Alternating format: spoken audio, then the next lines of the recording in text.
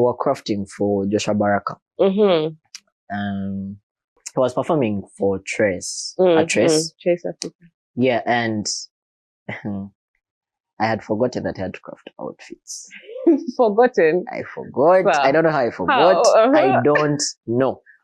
So the manager texts me and is like, "What's up? Like, are you ready? Are you ready for this?" I'm like, "Oh." And then I'm like, I had to give him a call, like, "Bro, what's your style?" They were like, "You have to craft." Whoa. We are living like, I had like a day to craft. Yes. I was like, okay. And then we had to work. I remember we went to boat. It was a Sunday. I had to deliver on Monday morning, and they were leaving. The flight was Monday morning. You were making the phone call of the consultation of on what Saturday you night. Saturday night, so that I craft on Sunday and deliver on Monday morning. But in that one night, imagine doing your favorite look, and as you're ironing it, steaming it, we burnt it. No. It was done. No. I felt like I wanted to cry. Welcome back to Kampala Mode. This is a space where we talk to all your favorite fashion creatives, whether it's stylists, models, designers, influencers, everyone in between.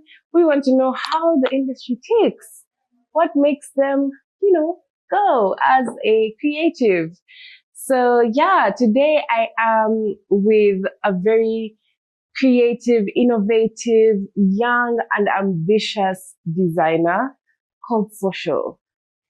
Thank you for making the time. Thank you for having me. Yeah, for those who may not know who you are, who may be seeing you for the first time, could you introduce yourself and what you do?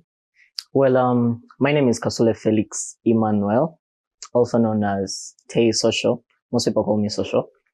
And I'm the founder house of Sosho.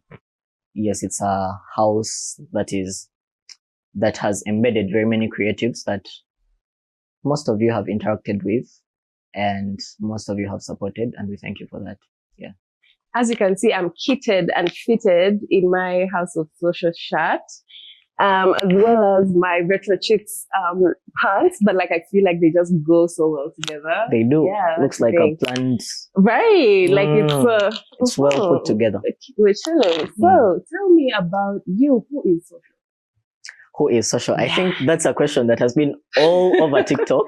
Yeah. Since the Social Day, which was a fashion show on my birthday. So everyone was like, who is Sosho? Where has he been? We've been around. It's just God's timing. Yeah. So who is Sosho? Sosho is, first of all, a creative and a person who loves art and a person who loves doing things that are out of the box. So it's not just about fashion, being a fashion designer. Me, I actually love more of the creative direction part. I don't call myself a fashion designer too much because I don't know the last time I sat on a machine, honestly. Okay. I used to enjoy that process, when I started. But then as I grew and as I met more people, I realized it's not a one-man thing. Right. And according to the goals and dreams I had in my head, those are things I couldn't do alone. So God just kept bringing people in my life that were very creative. I thought I was creative until I met certain people. Right. So, but the only challenge is most people don't have the maybe opportunities. And so I thank God, I may not have much, but at least I've shared what I have with the few individuals I've met to make sure that we work towards a common goal. And yeah, we're pushing on. Okay. Yeah. Tell me about your brand. When did you start the brand? Or is the brand very new versus when you started to love fashion? Can you tell me about your fashion story? So my fashion story is, before I learned how to stitch, I used to stitch using my hands. I stitched using my hands. I would get like old clothes of mine. Then let's have seen something that I really want to do. I cut it out using YouTube. I cut it out. I follow whatever patterns I'm supposed to follow. YouTube. I think back then I was like, what? I was still a teen. And I've You look always like had, a teen now. I That's know. why I'm just, yeah. I know. That's God's grace to keep Amen. keep the skin young. But Okay. so I used to stitch using my hands, and I could be home. I remember there are times when I made like, I always say collections, because when I'm making something, I want to make like very many of these, but in a certain, I follow certain silhouettes. Yeah. Okay. So there's a time I made masks. They were like, let's say, ski masks, and but I used my hand. Like I made like 20 pieces. Yeah. And where I was, my friends were crazy about it. It looked like something that was already made. Right. So I was like, okay, if I can do this using my hand, why don't I learn how to actually make these things? So I thank God I grew up from a family where my mom actually influenced most of the things I do. Okay. From content creation Okay. to, she's a person who loves, documenting her life and shopping. So even when I was still young, she used to like take me every time, we are going to town to buy this, and she would make sure I have a pair of shades like every time we go out. Yeah. So I had like a full shades collection. But then I didn't think about that then because I couldn't see it. But when I grew up, I was like, Right. she actually influenced most of the things I'm doing now. Yeah. So my mom, So cool. very supportive family. And so I talked to her and I was like, why don't I actually learn how to do this? Like, I want to use a machine. So she got me someone, a lady. And so I started, I think it was for 2 weeks. She paid for 2 weeks. So when I started tailoring, I used to go every day. It was nearby home. So I have to wake up, walk, go, do what I have to do. I learned the machine, I think, in 1 day. The lady was surprised. I was like, are you sure you've never used a machine before? I was like, I've never used a machine. Why? So like, you've learned so fast. I was like, oh, okay. So I enjoyed the process. I think it came so easy because I loved what I was doing and I enjoyed it so much. So I was like, I think I learned in those 2 weeks, I was able to do what I had to do. I did the shirts, I did the pants. And now she was teaching me the basics of, kitengi. You get those, those easy to get fabrics. But now if you teach me a shirt, I'll be like, now what? I can make a fur, let's say, shirt out of this. I can make an animal print, something big. Because I used to watch Runways, Met Gala. I was updated. Okay. Back then, I was so updated. Yeah, what did you love to watch, especially, apart from Met Gala? I used to watch series. First of all, the things that used to influence most of I used to watch series like The High School. I used to watch Blackish, Grownish. Yeah. The Black Americans have that sense of style. And then I used to make sure Paris Fashion Week was a must. I used to want to keep up with Paris Fashion Week, Tokyo, Milan, like even all these models, the Alton Masons. I would know them to the point that I know what he has eaten. I know what he's drinking. I know where he is. Yeah. I can talk to you about him and you may think he's my relative. Right. But all that research helped me shape the person I want to be. Because I was just preparing for, I knew I would be great. So this was just like a preparation. Right. I wasn't rushing things, go to these celebrities, I can do this. I just like, when the right time comes, it will actually be very easy because I know how to do certain things. I know how to talk to this person. I know how to dress. I know how to so that's how all those shows shaped the person I am now. All the research I used to do. I think one of my inspirations was Virgil Abloh before he died. When he died, I remember I cried. And then my mom was like, oh yeah, it was a sad day for fashion. You're crying, like you've lost your dad. I was really feeling like, because there are people that were on my list, like, I have to meet this guy. Right. And I knew I will. But then when he died, it's like, man, you've put a stop to my journey. That was me with Andre Leon Talley. Exactly. That guy who, would talk, especially on the Met Gala, like that. Oh, yeah. The Met. And fact that we've not had so many Ugandans going for those things. It's like, you'll be thinking like, I have to set the pace, like, it will be me. So when the guy died, I was like, what is he even trying to do? Right. Like, what have you done? So, but I still look up to him. I still stalk his page, like he's still alive. I I still love him. Yeah. So what I loved about him is, first of all, he grew his off-white brand off the phone. Mm-hmm. And now I see very many people starting to like grow brands. Don't start big. The budget is pricey. Right. I'm like, you don't have to do all that because you're not proving points to anyone. You just have to do. Okay, I feel like if you do your research very well, it is very easy for you to actually start your brand. Yeah. Because that's the thing though. When you say if you do your research right, it will be easy. But then a lot of people don't even know where to start from, which is why I like kind of getting into those processes here, because a lot of the Ugandan space, first of all, it's not like out there. Yeah. So yes, they may have systems and whatnot, but we cannot necessarily copy and paste that system here. So it's like what works for you as someone who has built your brand, from the ground up.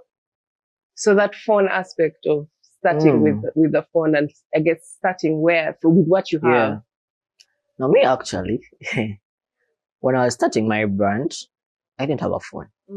But you can never check my page and see like low quality content, right? Right, because it's like on. Exactly. I could never let you know what is actually happening. So how I used to do it is, I come from Mukono, and I had a photographer, and whatever idea I could have, I would just be. What I love is when God is bringing people into my life, there are people that are really committed to what they do, and they're ready to work. Like, I want to do this. I want to be on this journey with you.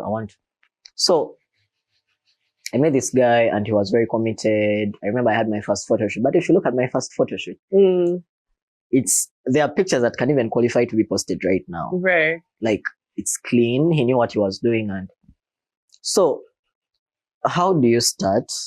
Let's say, okay, there are so many kids in school. They want to do brands. I think one thing I always tell them is starting a brand is not all about putting your name on a t-shirt.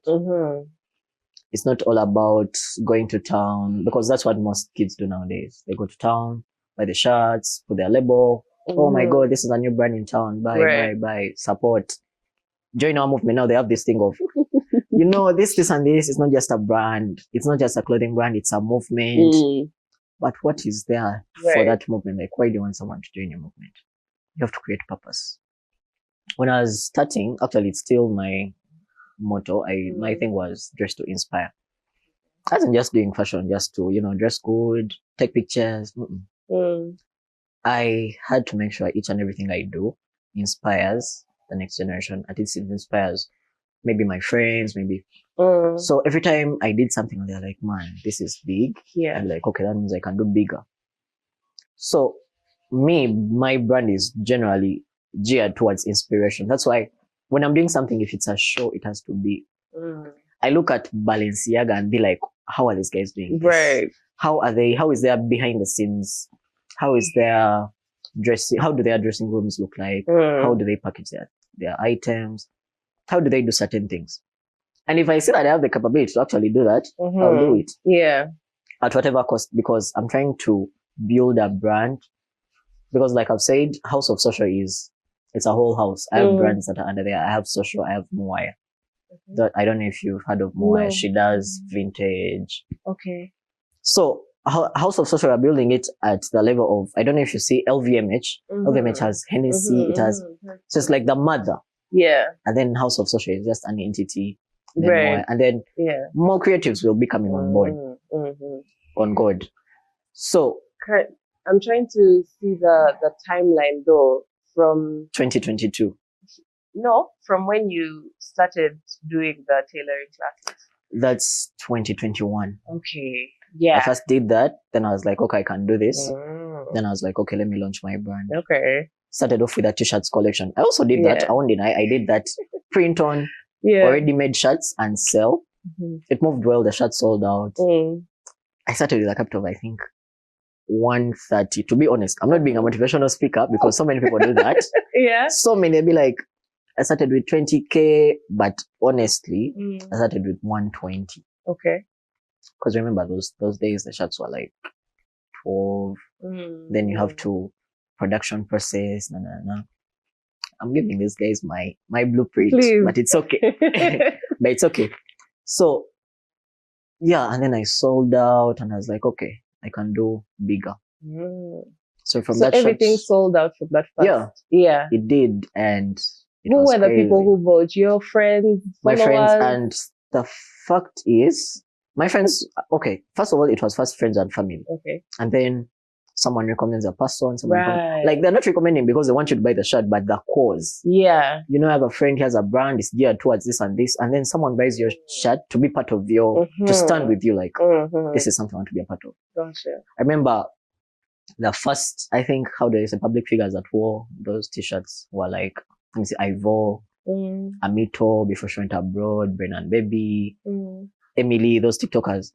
And the fact that they stood and they were like, we want to be a part of this, I was like, yeah, it gave me the confidence. I was like, okay, now I can do more. right. This is just the beginning. Then I met APAS. I met APAS at Motive.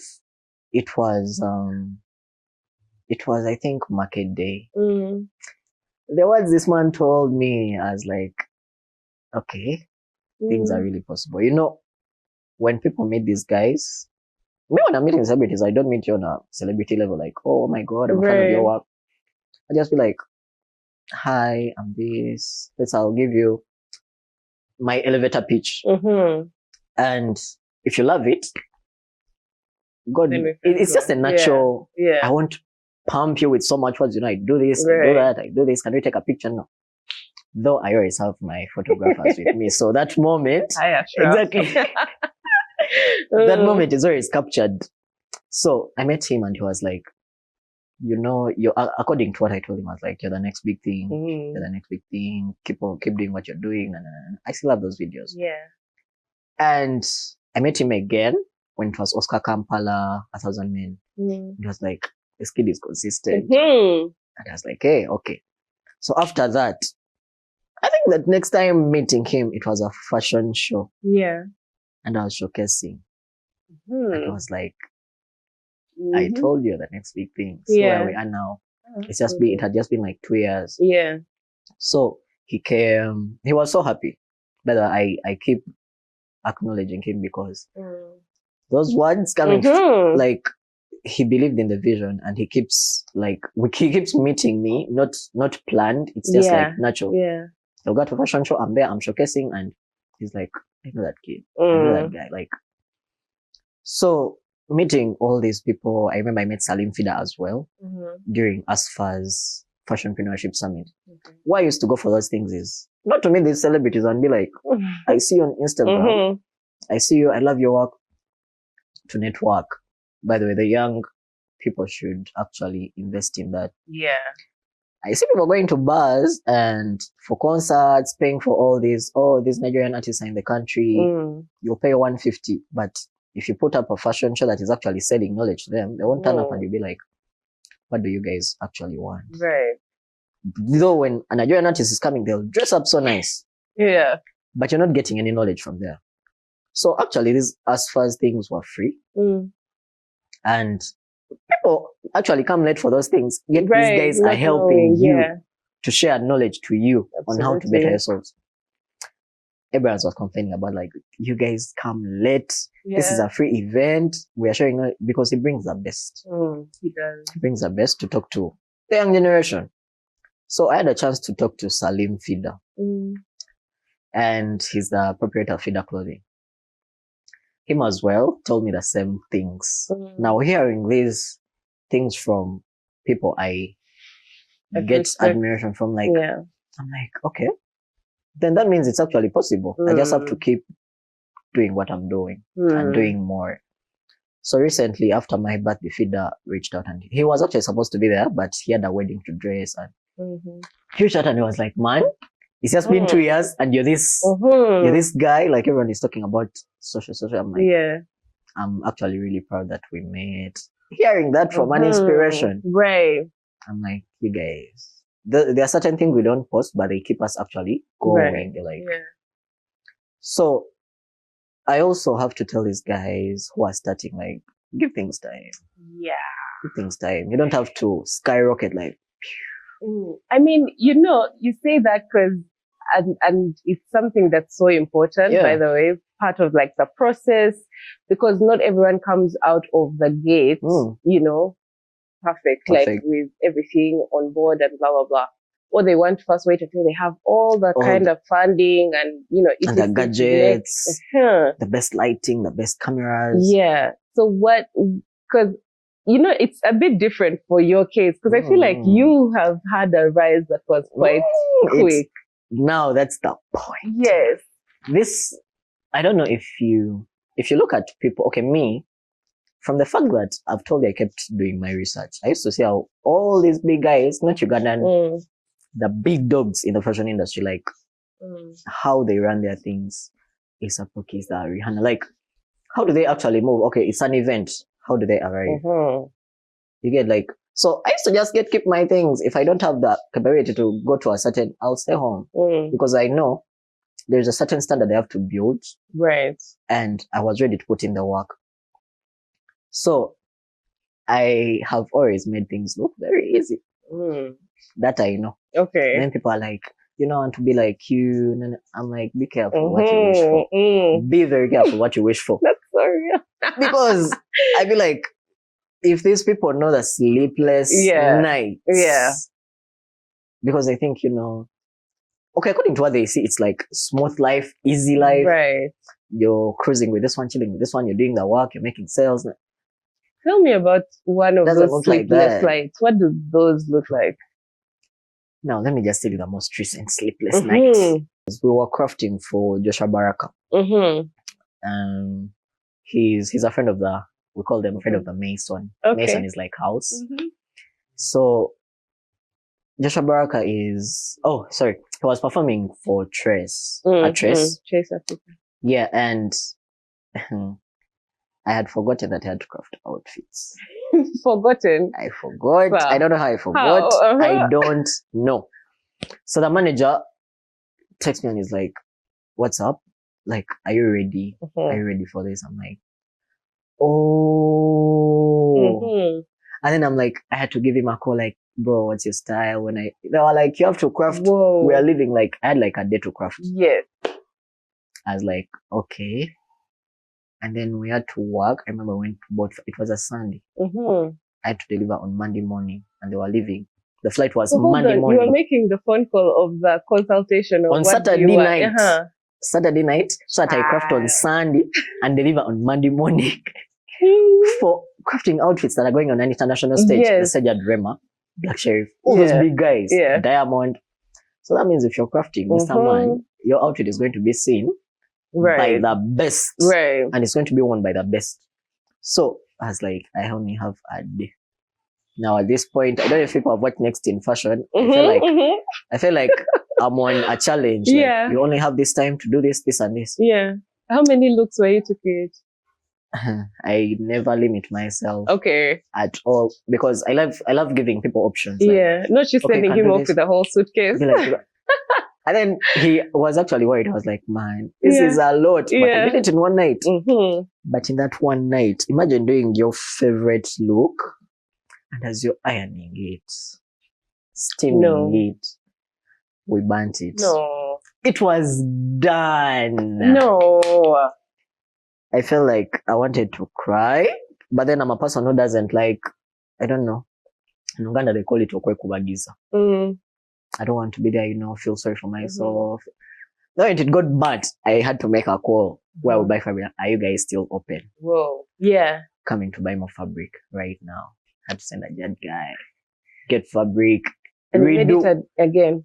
People who followed my status that night and my stories saw that we crafted all night, like 6 a.m., 7, 8 is when we were done and like everything is packed.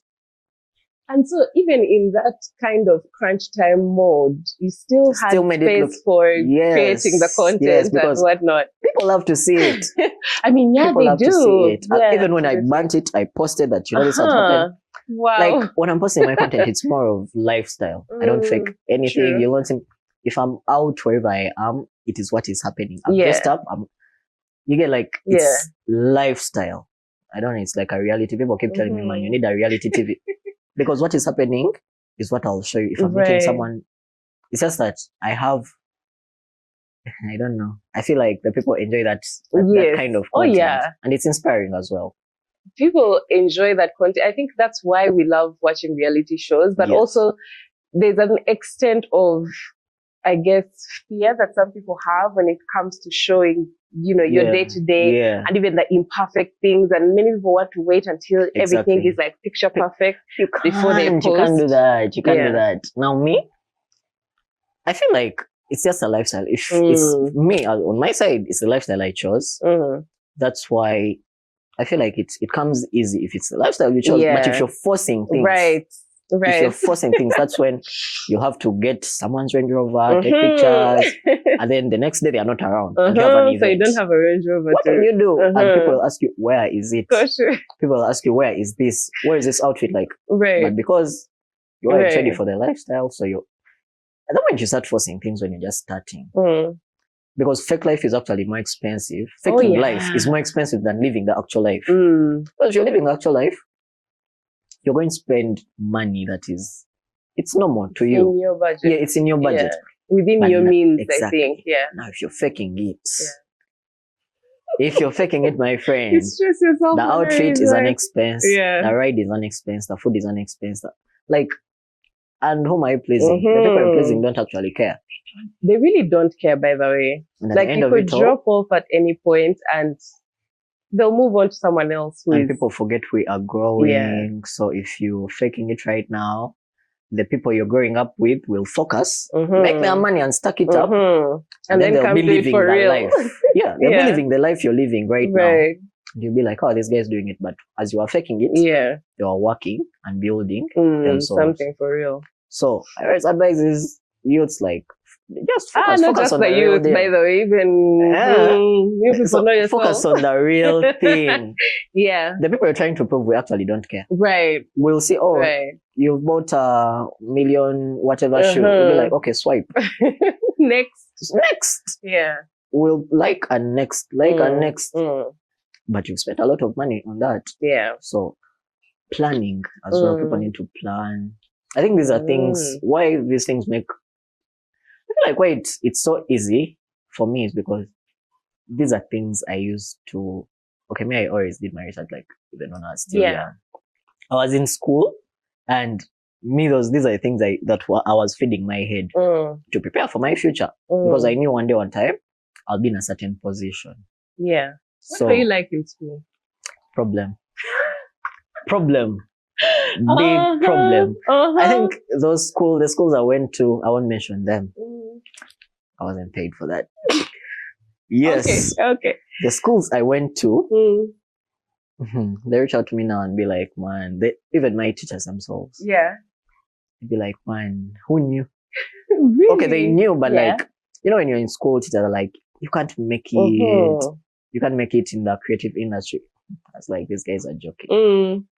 You will see. Yeah. Did you ever do art? I didn't do art, but I was always in the art room. Okay. Because even in school, I think my first ever fashion show was at school. Yeah. First ever, it was in school and it was amazing. I loved it. Remember, I chopped mocks to do those looks. I chopped mocks. Oh my goodness. I got 0, 0, 0, 0, 0, 0, 0. Oh my goodness. Why? Because I'm sleeping in the art room, or is in the art room, sending teachers for bring me safety pins, bring me these threads, bring me to craft in school. Okay. So what was the piece that you made? The pieces. It was streetwear. It was streetwear, but I was inspired with safety pins. Safety pins being a symbol of rebellion. I told you I was problem. So when I tell you about rebellion, it was a symbol of like rebellion. And then like when people saw them actually in school, they were like, these are things that can actually make it to a real runway. Right. And they were what's the time? And the sleepless nights. Me, by the way, I don't know if I'm the only one, but creatives create a lot. Me personally, I create a lot at night. Yeah. During the day, it's... Sometimes I ask people, like, are you a night owl or a day person? I even stopped asking that question because most creatives... Night during day on the phone, scrolling, getting idea, Pinterest. At night, the idea kicks in. Right. You end up sleeping at 7 in the morning. Yeah. But it's always worth it. It's always worth it. So School, I got expelled for uniforms. You know, you want to. It's funny, when we're in school, we want to wear these cropped. Yes. The trousers, like you, above the ankles. Mutema. Mutema. Above the ankle. But right now, we are the ones looking for these big baggy jeans. Right. I think you're like, oh, was I giving people trouble? Well, I feel like that's such a rite of passage, especially for people who are like fashion inclined. You know that they tried something different with their uniform. They had to cut something. They had to add something, or and then I used to put Tay on my uniform. And they had to make sure I buy more uniforms. Like all that, I was problem. Problem. Okay. But and how did your parents react to that part, or seeing your creativity versus the very structured part of school? Well, first of all, I come from a family whereby I'm the only boy. Okay. Now, me doing all these things, I want to be a certain way, I want to look a certain way, I want to behave. I just have to make sure I stand out, whether I'm in school.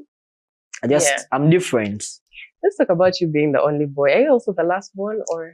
Exactly. Gotcha.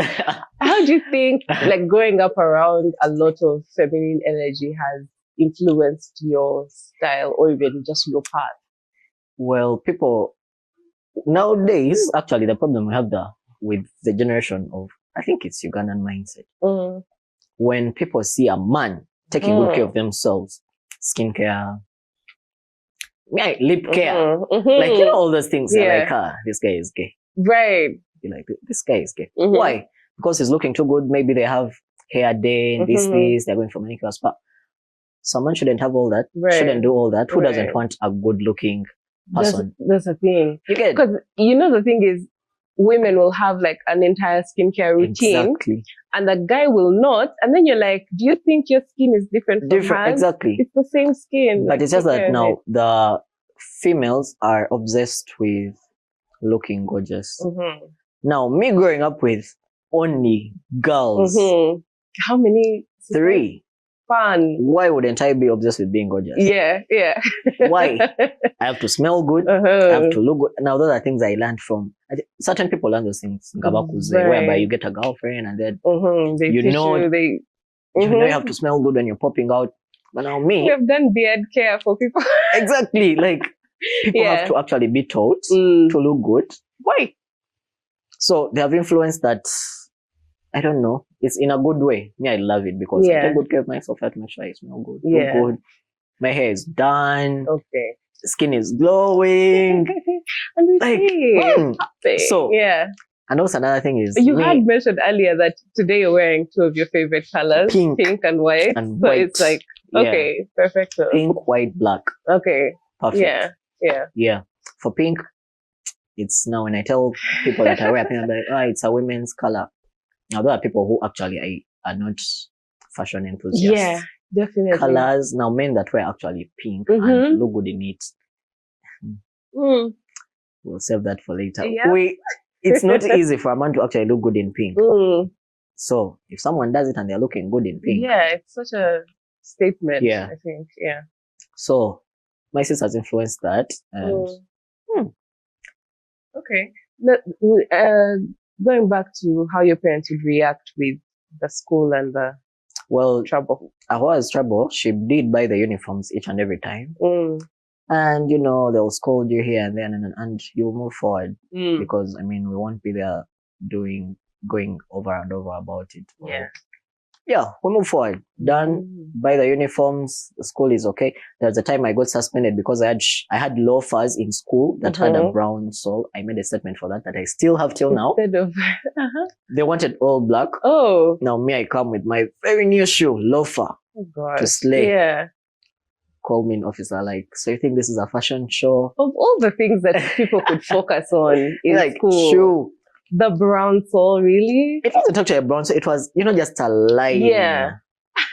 And I was like, in my head, I was like, are you guys being serious? Because, something that's so funny? Shoes is what we would use to do something different with the look. Because you're like, okay, black, fine. How about black boots? Or, this or that. It was actually just a simple black a line, like, it's not even noticed. Right. But these guys were like, write a statement, you're going home, buy new shoes. And I was like, crazy. I remember I took a picture of that because I was like, these This things, is crazy. I have to bring them out in the future and be like, fashion journey. Fashion journey. So even all those things, me, I embrace the ups and downs. When something happens, good or bad, I embrace it because it's always part of the journey. You can't have a smooth. Yeah. Sometimes it's fun. Sometimes I enjoy the trouble. True. Yeah, sometimes a lot. it can be fun. It's fun, especially if you've chosen it. If you're doing something that you don't really want to do, it can I feel like it's very a burden. Like, why am I even doing this? Right. Yeah. But me, the trouble will come. When we go through it, I'm like, okay, what's next? Next. So when you were done with school, you went straight into fashion. I was like, okay, now freedom. Yeah. Freedom. I have the freedom to do what I actually want to do. Yeah. So there was no part of you that thought, let me do like a course, let me go here. I did the fashion courses, but nothing I do has been influenced by that. Which fashion courses? Where did you? Apart from the tailoring, but I did the certificates, those things, certificate, then diploma, then. But those things I just did for papers. Because when you're in fashion school, no one is going to mentor you. Right. No one is actually going to tell you what is in the industry. I mean, some of them do, but yeah. Where I was, the two common ones, actually. There is that when they say fashion school or institute, the one that has come to your head right now. Okay. Yes. It's just, I mean, they won't bring, these designers to actually tell you. Now, me, because I was doing what I was doing while I'm there, I had this thing of these guys don't know actually what they are doing because they are following a certain syllabus, and that syllabus doesn't work in the real world. Yeah. It's not working at all. So like, you know what? I just have to do this, finish my exam, and just. Okay. But I have to go back and mentor those students. Yeah. Because that's something I'm actually working on. I'm like, I have to go back and. Because people are actually, I feel like it's a waste of your money and time. Honestly. Unless they work on it, like, at least, okay, if you're teaching a syllabus, get some time, get weekends, bring designers to mentor these kids and tell them, okay, let them put those things specializing. Let someone start fashion school when they want to make suits, couture dresses, jewelry, this, and so that people don't waste a lot of time doing a syllabus. 2 years is a lot. Yeah.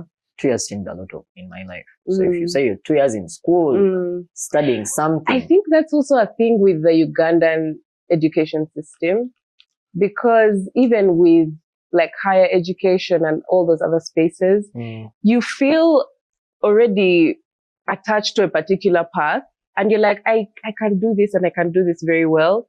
But then there are all these other course units that you cannot drop and stuff like that. I was wondering why I'm doing math in fashion school. Like, right. I'm doing functions. I'm doing, for what? I'm plotting graphs. Also, sometimes I think it's like good foundational, so at least you know it. But I mean, if you don't need it at that point, I feel like that's a lot of time and it's a lot of brain power. Yeah. A lot of brain power, because I mean, okay, if you fail that exam, that's a retake and you have to go back, like, do it again. Yeah. So if someone was actually a real fashion enthusiast and they failed math, that's going to waste a lot of their time, because now they're going to get out of school and they're like, okay, I have this math paper, to go back and do.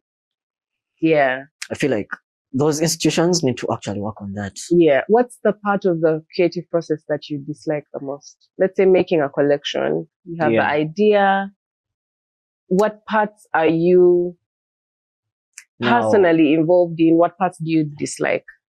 The parts I dislike sometimes is disagreements. We all have our own creative abilities. That. Yeah, because working with people, that's crazy. I have a whole team. I have a photographer, I have stylists, I have designers. So you give them this idea, and then this one like, no, actually, let's use this color. Let's use it. Now your brain has already concluded. I want this. I want this. Do it like this. Now someone else starts to disagree with you, my friend. Yeah. You're like, so how do you deal? Do you have to put your foot down and say, no, this is what I want? Or Actually, make what we two always do pieces? is, that's what we always do is we sit and we're like, okay, we want to do this, this, and this. They all bring their ideas to the table. And I'll be like, okay, you do you. I'll do me. He'll do him. We'll bring them together. If there are 3 looks, the best will win. Yeah. The best, because at least that way, Okay. I've not discouraged someone. Yeah. I've not told you idea is maybe not valued or execute it. So how do you tell which one is the best of the of we get someone else to do that. Okay. Like someone that's not us, be like someone else, totally different or a random. Yeah. But someone we trust, obviously, that good fashion sense.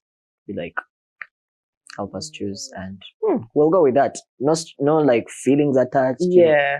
And then the others can be kept for later. I feel like that's a very expensive process. It is, but it's not if you prepare for it. Okay. Yeah. So what about like the other kind of tension that can happen when people are around each other? Well, the tension sometimes is, the fashion industry is very spiritual. I don't know if people know that. It's spiritual to a point that designers are like gods. That's why I was interacting with a fashion creative recently, and he was telling me how creators are actually gods, and if you're not actually careful, your spirit may actually get lost in the spirit. How? It's because, when you become now successful and you feel like, okay, I've made it, you're like, anangambako.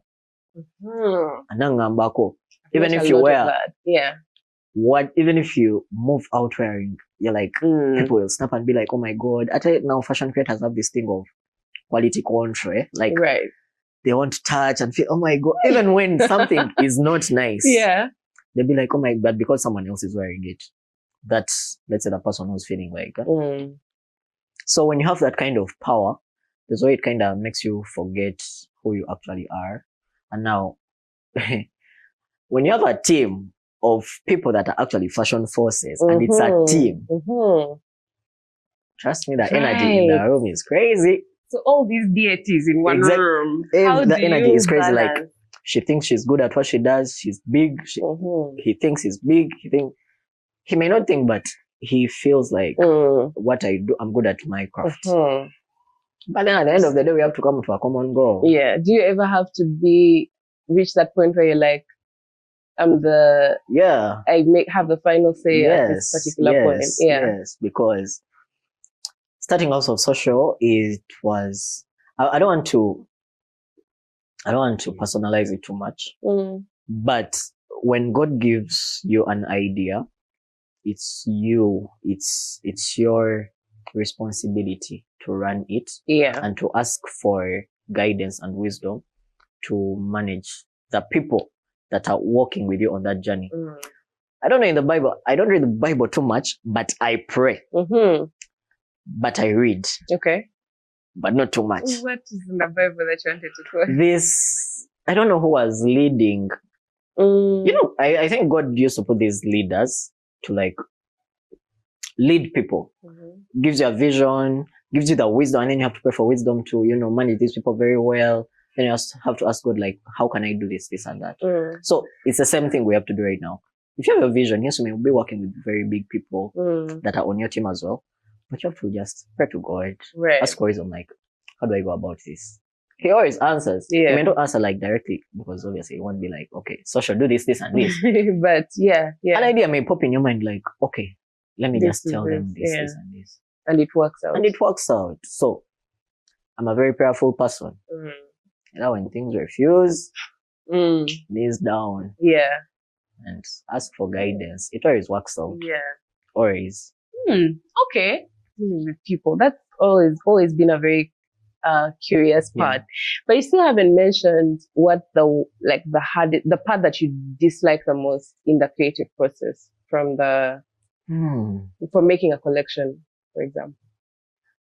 I think one other thing is, when a brand is growing, now you'll meet someone that actually hasn't seen your vision yet, but you actually want to work with these people. Now, in that process, let's say you want someone to be a part of your collection, Mhm. and this person has not heard of you yet, Mhm. you have to do that convincing. Okay. You have to, that convincing Yeah. is hectic Okay. because ono mtu ainoku feeling like Mm. I actually have to be a part of this. Like if I be a part of this, Yeah. it's like you need to give them that vision, and it's not easy Have to them show see someone them. your Yeah. vision Yeah. because there's a reason why God didn't give it to them and gave it to you. But now, if you want someone else to be a part of it, I'm a person who doesn't like talking to myself about myself too much. You know, I do this, I do that, I can do this. Now that is very hard for me. When I want to work with someone, then I have to tell them, you know, this and that. I don't like it because most of the things that have happened for us and with us, the brand, they happen naturally. Gotcha. You don't reach out, you know, hey, Yeah. when we can do this for you, let's try. Mm. It just happens naturally. So we've gone together with that thing of just let nature do its thing. Yeah. We believe in nature. But now there will still be that time where you actually want someone like so bad. Yeah. So you have to actually. I don't like convincing people. Okay. I don't. And what's your favorite part of the creative process? Favorite is when you're just sitting, and I remember where I worked from. I was there and someone came in and they called one of my designers. Oh, hi. So who is Sosho? And then I signaled him. I was like, I just wanted to see what the lady is going to say. And she was like, I want to meet Sosho. I was like, no, he's actually not around, but we'll let you know when he's back. He gave her my card. And then I was like intrigued, like why was she even like so comfortable to just leave it at that? So I stood up and I was like, hi, I'm Sosho, nice to meet you. She was like, stop joking. You actually can't be Sosho. I was like, why? Prove it. She was like, prove it. She gave me her I was like, can I have your phone? Showed her my socials. I don't like convincing or talking about myself. I just showed her my socials and she was like, you know, like jaw drop. Right. And she was like, okay. So like, I thought Sosho is like some big guy. And you guys are like, maybe like the workers. That's crazy. You're supposed to, you guys are the ones like managing the brand. And then he's just there like giving the orders, like, do this one is coming. I was like, okay. Yeah. And that has kept on happening. Like, you meet people and they're like, oh, I actually expected Sosho to be like a big guy. And then I meet someone, they're like, small body, big brand. Right. Big brand in a small body. And I'm like, yeah. Wow. So those are moments. Yeah. You like them. Yeah. Because I just keep quiet. Being underestimated and then being like, okay. I guess I that's love fun. it. Yeah. I love it. A lot. Yeah. Okay. Because at least it shows that your work is actually being seen, even when people don't know who you actually are. Yeah. Like, I'm curious, what did the lady want? She just wanted to meet? She actually wanted to shop because how we actually usually do it is we always schedule measurement session. Okay. But then it's my PA that schedules those. So I think she reached out and then they scheduled it. So things can happen without me being in the know. Like I can be there, but when there is someone whose measurement session has been scheduled. So they'll come and I'll just be like, oh, okay, you have a measurement session with me. Yeah. So that's share that session, but then with a designer, because there is an in-house designer that is like always there to do all that. But then it happened that I'm also there that day. Okay. Interesting. I also want to know though, like when it comes to the clothes themselves, what part do you love the most? Is it the making is it the idea of it? Is it seeing the finished product? Is it the actual part when you're actually working on it? Because I know a lot of creatives, we love that point of flow when you're like zoning into the whole thing and like nothing else exists. What part of it is your favorite though? Actually, I think the creating, the process, the creative process, like, okay, now we are done cutting, now creating. And then after creating, because as we are creating, I'll be like, oh, okay, let's change this shape. Okay, now it, like, because as you create, you can put it on the dummy and then Right. Now let's make it a little fitting. Let's make it a little like it gives you a chance to actually experiment a lot of things. Gotcha. And then you look at it and be like, okay, to look good with, let's say, golden accessories. And you add some golden accessories, and you like by the time you're done, you Right. actually have a garment that you actually didn't envision at first. Right. Yeah. Okay. And this happens when you have a team, because now when you're doing it alone, it's You like have overwhelming. one track, like in your mind, you've It's seen one, something one way. and it's what you're going to do. Yeah. But then when it's that, somebody like, "Kale singa watadeko kano." But when you have a team, they've already seen that. They're like, let's add this. Let's add this. Maybe let's the accessory. But me personally, I love accessorizing. The accessorizing part. I can see. Adding, I love cowrie shells. Tell me about your love for they have- cowrie shells. they have something to me. I feel like they're my symbol of, I don't know, expression. Sometimes when people say Bagamba, witchcraft, some people fear even to That's the touch thing. them. Some people have that But mindset. now me, I think I wear cowrie shells. Everything women has have. Yeah. I just love them Okay. a lot. So Do you sell some of the jewelry on your brand, or is it just? yeah, we do make jewelry. We have a jeweler actually on board. Okay. And yeah, we craft. Sometimes we sketch, fast sketch. You know, every however small something is, not like this, it has like a sketch, and from the sketch material, and from the material, like we document each and everything. By the time you receive your order, Yeah. the cameras and Yeah. light it has been through Right. is a lot. Yeah. Fun. So even by the time you see it, you're like, okay, this guy is really took their time. Yeah. And those are things people have to see. Like, how did you actually make it? How did you make these shots? That's why even when we're doing these collections of our recent collection, that is a greatness collection, we documented everything. Yeah. From sourcing the fabric, from stitching, like cutting. We made sure people see everything. So that when people be asking themselves this question, how do you do this? How do you do that? How do you do this? But if you keep up, Yeah. we're actually planning to start a YouTube channel where it's going to be like a blueprint of how to actually build a brand. Right. Because we're going to be seeing literally everything in-house. Very Cutting, visual. stitching, like questions about, fabrics, texture, this form. Yeah. Okay. You mentioned the Greatness collection. Was that the third set that came down on Social Day? Yeah.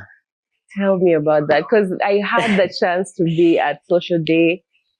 Just in the beginning, I saw two of the collections. I saw one of the streetwear, like full-on streetwear sections, well. And then the crochet.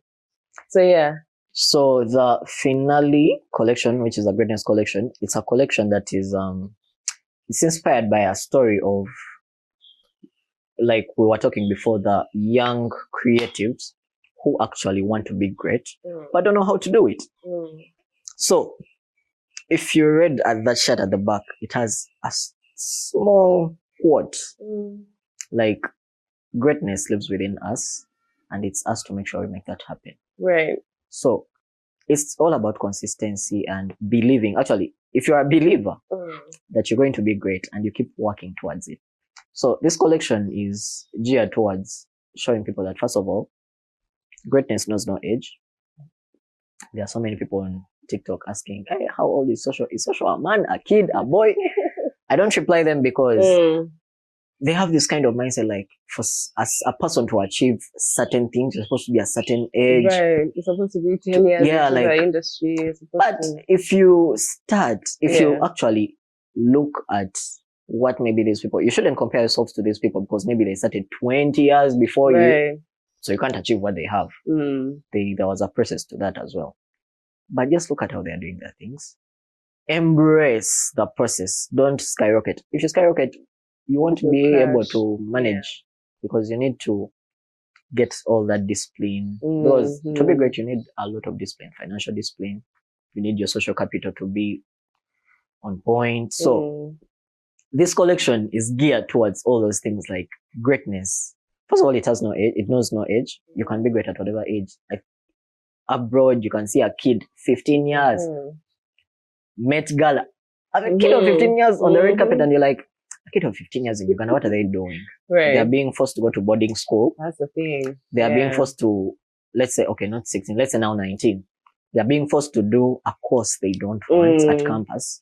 And then they go spend 4 years, 5 years doing medicine. Yet they actually want to be in a creative world. Do you know how many people I've interviewed on this show who went through university, got a degree, gave that paper to their parents, And be and like, then "I'm went done." into the fashion industry? That's a lot absolutely. of time. Now that's where I thank my family, because I come from a family whereby first one is an engineer, second one is an engineer abroad. Like, they are well off. They're doing good. And now me comes the last born, only boy, fashion designer. Yeah. Like, who even accepts that? Right. If it was these other parents, they'd be like, we have a family of an engineer. You have to do either engineering or this. And I could, because my papers have been smooth. But it just couldn't add up.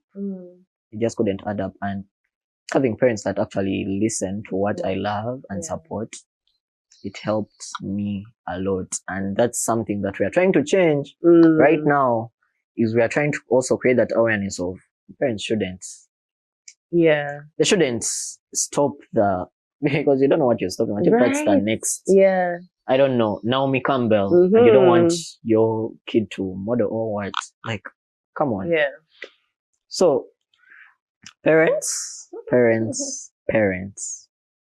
they should work on that. There are so many kids that actually have potential, and there are so many people I've met that have great potential. And I'd be like, if I had the talent that these guys have, I've met people and I'm like, if I had the talent these guys have, with the support like I had, I'd be like, way too far. Right. But then their parents are holding them back, and it's very sad. Very sad. So that collection, it's a whole story behind it. So tell me about some of the pieces. The pieces the ones we that have, you love the most. The ones that I love the most, apart from the ready to wear, because we have ready to wear and then we have the customs. The ready to wear has shirts, vests, it has shorts. That's ready to wear in various colors. We have like a color palette that is geared towards it. But then the custom ones, we had this piece that it was a bomber jacket. It was a lookalike of what we crafted for Baraka when he was going to Zanzibar. Okay. It was a bomber jacket, and then there was this hat that had these safety pins that are covering the man's face, and then he was wearing a denim pant with a skirt on top. Layered it like that was my favorite look. Favorite look. And I think my second favorite was, there was a fur coat. It was a very long fur coat. It was grey. Yeah, and the person that modeled it was just perfect for it. Yeah. Very perfect for it. Yeah, by the way, it's very underrated, the role that like a really good model brings to it. Yeah, so even, by the way, the people that are starting brands should actually embrace that you don't have to do everything yourself. That's why we have models. Yeah. Someone is starting a brand, they're wearing their own pieces. Right. Then like what do you tell people? Like, it makes more sense. To me, people always ask me, why don't you wear your merchandise? Why don't you do? I feel like it makes more sense if someone else is wearing it. Because me, I know what I'm creating. And by the time I release something, like, I'm tired. I've worn it and I felt comfortable in it. Yeah. Now I want you guys to also feel. You also experience. Yeah. Yeah. So by the time people are wearing a certain collection, I've worn it. Yeah. And I feel like, okay, now it's time for you guys to also enjoy this process. Yeah. So that was our recent collection. Yeah. Yeah. How did you feel, like, putting together a social day, seeing it come to pass? It's hard. Yeah. First of all, it was my first ever show. Like, I remember it was when March started, I was like, how am I going to celebrate my birthday? I usually just have lunch or with family and friends, a few friends. I have a very small circle because I don't feel like you need a lot of people I feel like you need the right ones. Yeah. Just need the right ones. So with a few people, have lunch with a few people. But then I was like, okay, how about put together a fashion show? Right. And I sat down and talked to my team, and they were like, okay, we can make it possible. And we had to cook from a period of Oh. 1st and 14th. We had to cook pieces. Stop. From a period of 1st, like what, 2 Everything weeks? that we saw Hey, go down that runway. 2 weeks. There's a time I remember that we were working on a certain ready to wear, and then I hadn't. Actually, none of us had slept, so I had to go home and come back at the workshop at, was it 6 a.m.? Imagine, I'm not waking up, but like I'm going to check on progress. That means there are people there crafting to make sure the show is smooth, and you guys are seeing things like, makes it look so easy, like, okay, these guys produced all these things and now we're just sitting and watching it. But those were like 2 weeks of sleepless nights. And they were nice, but they were hard. They were hard. Wow. But Because there were so many pieces. How many were there in total? I think the ready to wear had, let me see. The ready to wear had like 15. And then the crochet had 15 as well. Okay. And then, but crochet takes a lot of time. Right. A lot of time. Then the customs are growing. It keeps growing and growing and growing because there are creatives coming on board like every day. Yeah. And the moment I feel like, okay, this one will help, and they actually pass, because we always test them before they join the team, like, okay, do this. Like I've shown you a certain piece, a bag, a sample. We gave it to a certain designer and they're like, okay, do this. They did that. So when we see that your work is actually good and we can actually better it, bring you on board and see how we go along. Okay. And then how do you deal with like the nitty-gritty when it comes to the business side of fashion or of maintaining even a team like that? What do you usually go through? Is it something that you naturally are a client towards, or is it someone else who deals with all that? Well, obviously, if you have is the team full time or they are part time? They do something else. Depends. Obviously, my PA is full time, but the designer, I have a designer who's also full time. Okay. And the stylist who's full time. Obviously, for the photographers and the other people, maybe part time. But then, obviously, you have to prepare yourself financially. If you're starting all these things. That's why I always tell whoever wants maybe advice on anything, like prepare your finances for this when you're starting. There are people that are going to expect something from you. So you need to be ready for that at all costs. Because if you don't, then how will you keep moving forward? How? So So that's something that you handle. Okay. You have to. Whichever you have to. You have to. Because people need that to move, like to keep moving forward. They need the finances, they need the money. So okay. Let's talk about sourcing and how you decide what fabrics you use and what materials that you're going to incorporate. What are some of the things that you mainly consider when choosing? Well, it depends on the inspiration and also the comfort. We can't make something that is not comfortable. Then how is someone going to wear it? How is it going to make someone feel? So my designers know these things. Like when we talk about material, he'll tell you like, if you make this, it's a hot season. If you make this person will feel like this. It will be itchy on their skin. So they know all these things. So if I tell them, if we get, let's say, a client and they need something, they will have to.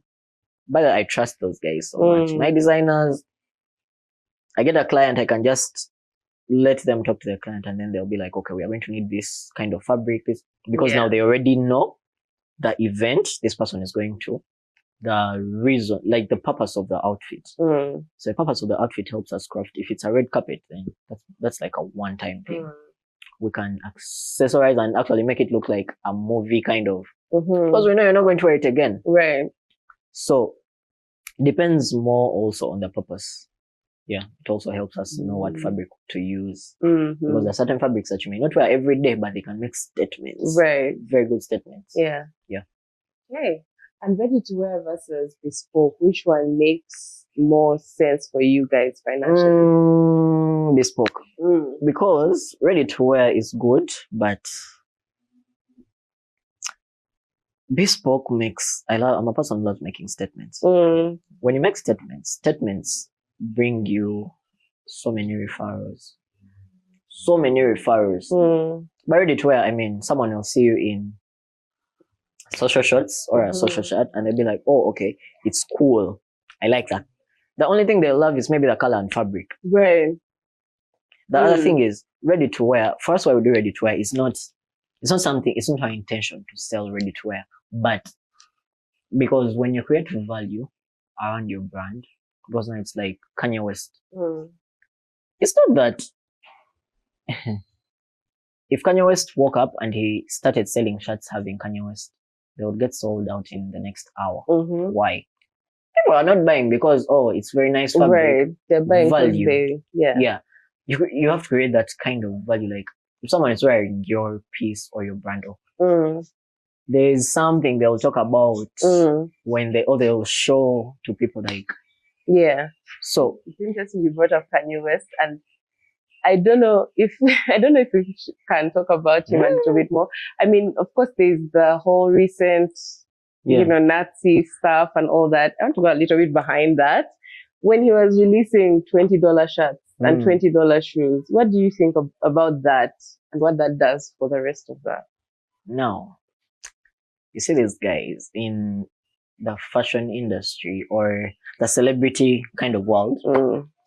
One thing people always strive to have, and that helps them a lot, is power. When you have power, even if you woke up and decided to sell anything at whatever cost, it will be welcomed like 100%. Yeah. And Kanye West knows who he is. Right. Like he knows whatever he does will work out. He decides. I think he feels like he's the president of whatever he owns. Like he'll wake up and be like, I'm releasing this. Right. And on the website, it will show you that these things are sold out. He doesn't care who it's affecting. Yeah. Absolutely. So me, I love him for that. Yeah. He knows who he is. He knows he's the GOAT. And he doesn't care about. I don't know if this recent stint will work, but I think it's also. I don't think it will work. But he stands for he doesn't really go does. back. He really does. So I mean, I think the biggest thing that I liked about that was, when he speaks, industry usually follows, and they're usually like about 5 years behind him. But I'm wondering what happens when Adidas has no option but to sell their sneaker at $20 or $30. And by the way, this sneaker came straight from Adidas. Okay. Period. That's why I'm wearing it today. There is a lady, she inboxed and she was like, oh, so should at first I thought it's a scam. I won't lie. She's called Stacy. And she's like, I custom designed for Adidas. Okay. I like, really? In my head, I was like, really? And I'm like, okay. She video called. And it was true. And she was like, I'm going to send you a pair. And I'm like, no. Yeah. Like, I'm going to custom design you a pair. And you'll do for me a review. So these are originals for social. Custom designed by Stacy. Yeah. By Stacy. So. Okay. Yeah. The moment I got that, I was like, Kanye West. Now, the Kanye West sagas were running in my head. I was like, okay. Where do I know to lie? Yeah. Oh, yeah, but it's just an interesting thing that I thought about when it comes to changing how things are done. But then another person who's very good at that is ASAP. Oh, yeah. Rocky. He knows. He also knows he's the GOAT. I think that's why one thing I love about this guy, like, they do their things knowing I'm the best. Yeah. Like, I'm the best. I've been going through an entire court proceeding, but then, like, throwing a look every single time. And then even after the court, it's like, he didn't even say none. He just, Ray-Bans ambassador. I'm This guy didn't even take Ambassador time or to creative pros. director? Okay, creative director, Yeah, sorry. yeah. He didn't take time to Yes. process anything or like, It next. was so crazy. Next. You know what? Like, next. And I have a feeling it was on the conversation was on the table. That they're like, if this goes through, then this will happen. If not, sorry. So, those guys. Yeah. I think that's one thing I love. Like, the way they talk about it, they're like, they're not trying. You know, in Uganda, Right. if creative is they're like, let me try. You know, if fashion doesn't work out, I'll maybe sell accessories, I'll do flowers. That's what people do. It's like, try and error. Now, those guys, they go all in. Yeah. It has to work or it works. Yeah, definitely. So whose closet would you raid if given the chance? Hey. There is a guy called models or designers. Anyone. Rick Owens for designers. Oh, that's a good one. Rick We've never Owens. had that. Heels. I've been looking for his heels. Yeah. And I'm like, if I wear those heels, Uganda. Yeah, they'll be fine. We already have guy fashionistas who wear heels. So those Rick Owens. Yeah. Oh, that would be so solid. Okay. Rick Owens and then Pharrell Williams. Yeah. I love Pharrell Williams too. He's a 50 plus year old. 50. Right? But he looks like... he looks 30. He looks 25 actually. Yeah. Oh, that's for models, cool. I'll raid Alton. I love Alton. And then there is another... I've even forgotten the name, but Alton. Okay. Alton. And is there any project that you would hope to do, a dream project or a dream client that you'd love to work with? International? Wherever. Even international. I think international. I want to first work with there's a Rwandan brand called Motions. I don't know if you've heard of it. There's a Rwandan brand called Motions. It's run by a guy called Moses Tura here. Okay. Yeah. I've been watching them closely. Yeah. Where are they based? Rwanda, Kigali. Okay. Yeah. Yeah, I think it's the biggest that side. His brand has been featured on Vogue. So, you love to then bigger, there is David Slale. Yeah. I love his stuff. Yeah. I think that's for now. Okay. In Uganda, Ugandans. Okay. Let's not go there. Okay, let's not go there. Are there any Ugandan designers that you admire? Designers, yeah, obviously. Case Devo. He does a good work. Very good work. I think I first met him at Gabriel Bar. Yeah, I got a chance to be invited and I met him there. And then Raska Sozi. I also met him at some event. Funny how these people, we all meet like at events. Yeah. And then they actually also know about the brand. Yeah. And I'm like, oh, okay. Being noticed. And then Salim Fida. Yeah. That guy is like next generation. Okay. Next. His pieces, he does like limited edition. So it's either you know or you know. If you know, you know. That's how you say. Salim Fida. Okay. Yeah. Would you say that networking is one of the biggest things that has brought you to where you are today? Yeah, networking, 100%. Yeah. Networking, 100. So a creative doesn't have a choice to be that introverted. I'm also an introvert in their because space. if I'm not... Anyway, growing up, I used to see most of my friends. The most thing they used to do is go to the bar. Now, me, that wasn't my kind of thing. I always wanted, if I'm popping out, because now me, I knew, things come back. Like when you become a big guy, you'll be like, "Twalinga tunywa nae, yalinga." You get like those kind of conversations. I wouldn't want my name to be in such conversations. Yeah. So I knew wherever I am has to make sense. Like it has to make meaning. So I only popped out to those. Okay. So, and also when I'm popping out, I know there's a cause for it. There's something I'm going to get out of it. Yeah. It's not just for just. Yeah. It's not just for vibes. But when you network, you share contacts.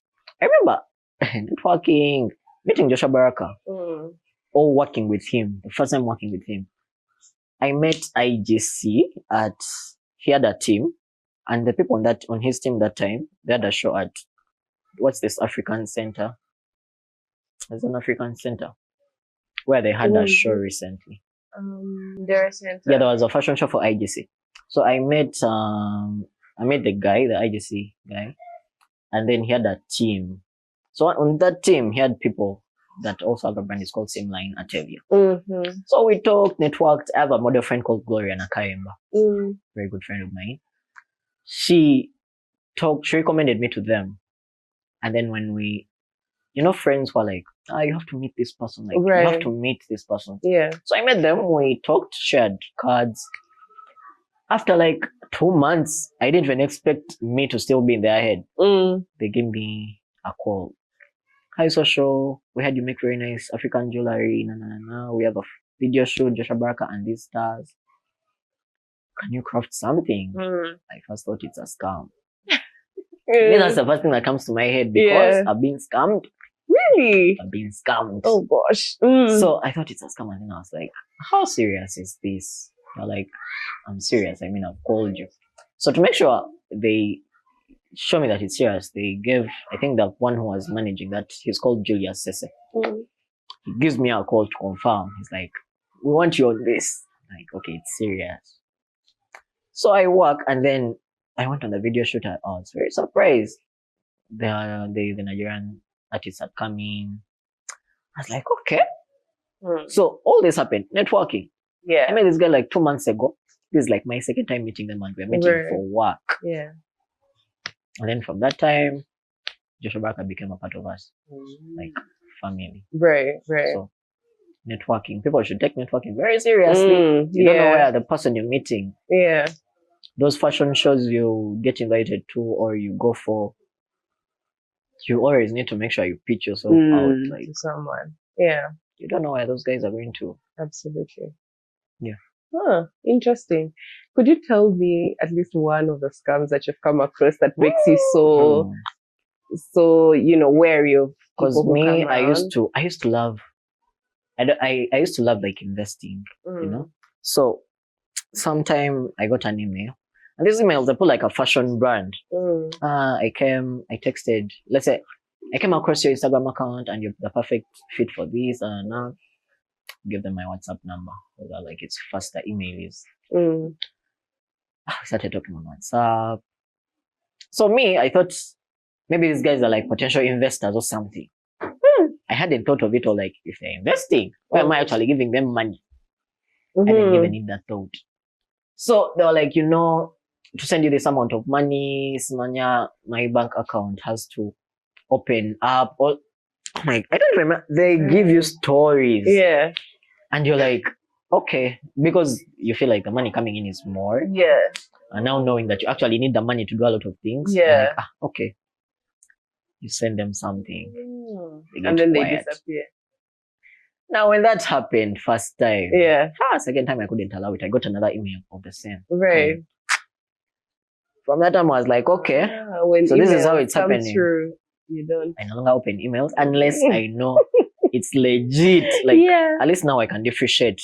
And if someone maybe of video calls and like, at least now I can know when something is legit or not. You haven't met like a scam like in the creative space or in the fashion space, someone asking for something and then they run away with it? Or yeah, there's a person I met. That happened? Yeah, they got an interview of me.